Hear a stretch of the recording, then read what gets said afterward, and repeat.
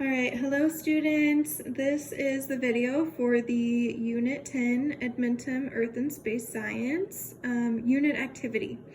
In this activity, we are testing the water quality of two different sources. So here on the left, I have water straight from my tap, kitchen sink. And here I have water from our local creek, which is just down the road. And then over here I have our water quality strips. This is what the strips look like before testing, okay? And then over here I have a guide which shows me once I dip the sticks into the water, it will show me each level for each thing that we're testing here, okay? In your lab, we're not testing all 16 of these. We will get levels for all of them, but we're only actually going to be looking at a selection of these, okay? So I'm gonna go ahead and test first our tap water. So what I have to do is dip it in for 2 seconds. And then I'm gonna come over here and place it so that I can do my readings. Okay. And I'm just gonna look at each one here. And I'm gonna write the level that it tells me.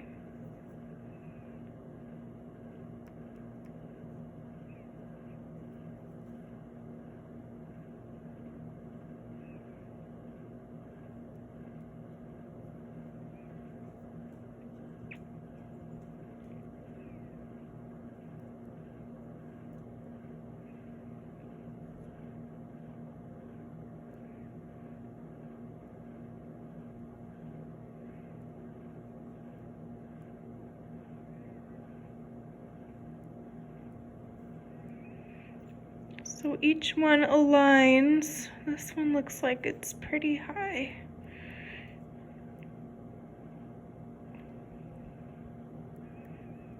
Okay. So those are the ones that match the best for each one.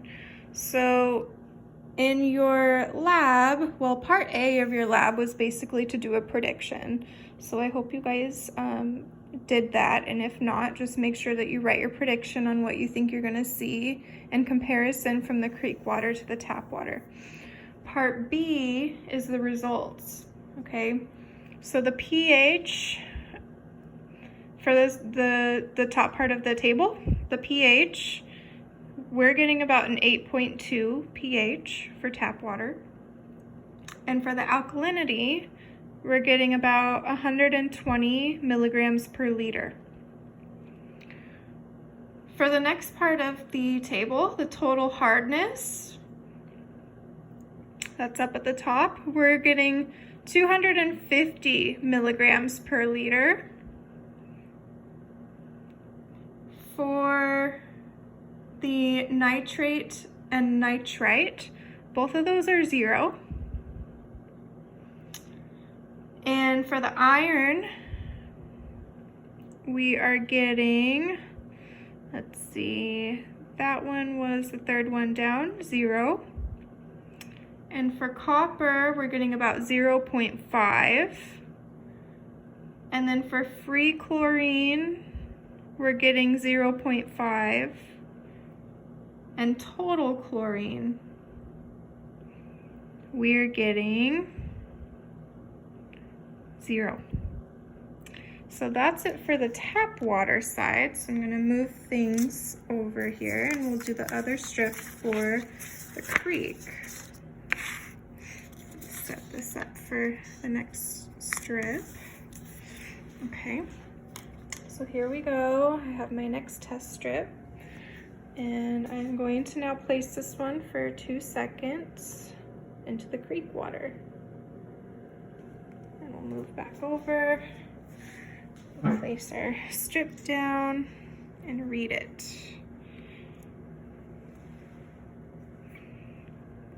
Okay, so again, I'm just gonna go through and make my readings.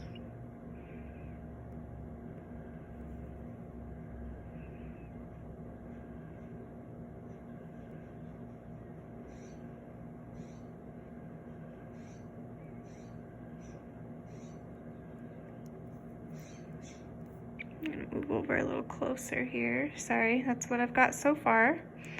Now I'm on the white one. That's our nitrate. Nitrite, MPS, total chlorine, fluoride, cyanuric acid, ammonia chloride, bromine, total alkalinity. This one's a bit lower this time. Carbonate, I'd say about 120 here. And then our pH is actually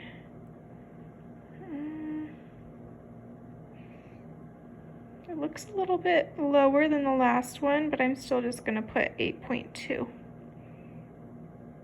Okay, so here's our values.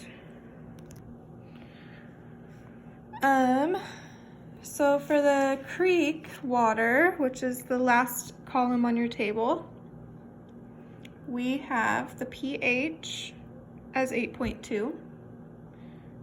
We have the total alkalinity as 120. We have the total hardness as 250. We have the nitrate / nitrite, both at 0, 0 and 0. We have the iron as, let's see, that's the third one down, 0. And copper in this case is 0.5. And the last one, free chlorine versus total chlorine. Free chlorine is at 0, and total chlorine is also at 0.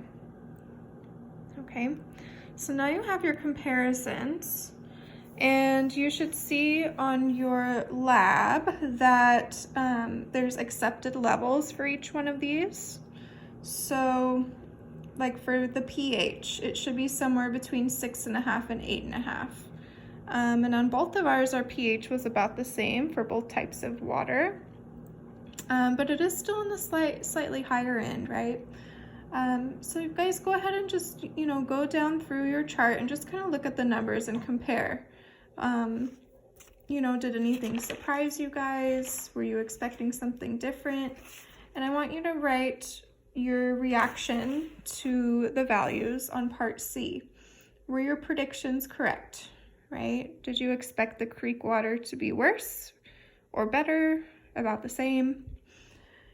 And then part D, is the outdoor water, this water that we're looking at right now, is this water safe? Meaning, can we drink it? Can we use it for cooking? Is it a good source of water for us? Part E, it looks like everything was within the recommended levels. There are some things that were a bit high, like our pH, for example.